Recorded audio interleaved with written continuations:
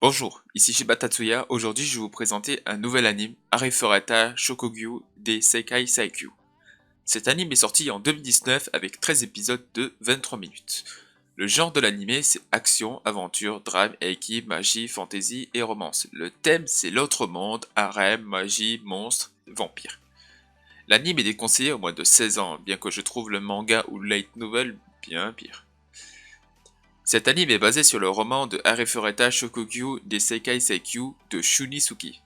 Je mettrai un lien vers le light novel en anglais et en français pour ceux qui veulent le lire. Cet anime parle de Hajime Nagumo, un étudiant ordinaire qui a été transporté dans un autre monde avec sa classe.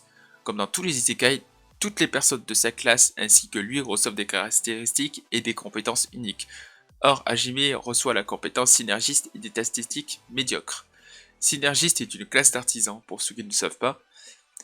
Un jour, alors qu'il explorait un donjon avec sa classe, il se fait trahir par l'un de ses camarades et tombe dans les profondeurs de l'abîme.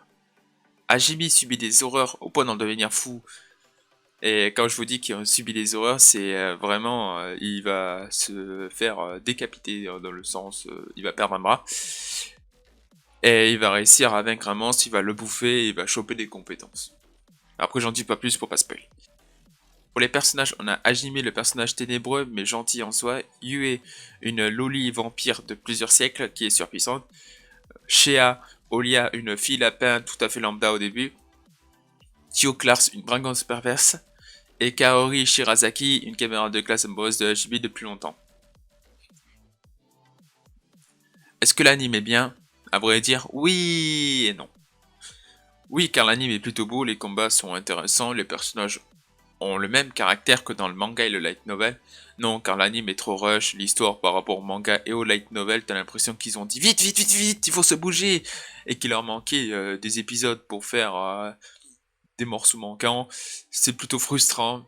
Par exemple, normalement, après qu'ils sauvent les lapins, ils les ramènent dans leur sorte de ville. Et là-bas, les lapins se font rejeter par les oursons. Donc, Hajime les entraîne au point qu'ils deviennent des psychopathes en puissance et victimisent les oursons. Mais ça, bizarrement, il les affiche pas, quoi. Il le montre pas.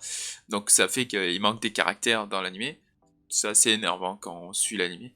Du moins, quand on suit le light novel et le manga. Après, c'est toujours un animé à regarder comme passe-temps.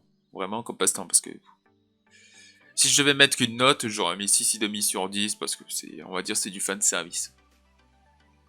C'était Shiba Tatsuya, passez une bonne journée ou une bonne soirée. Peace.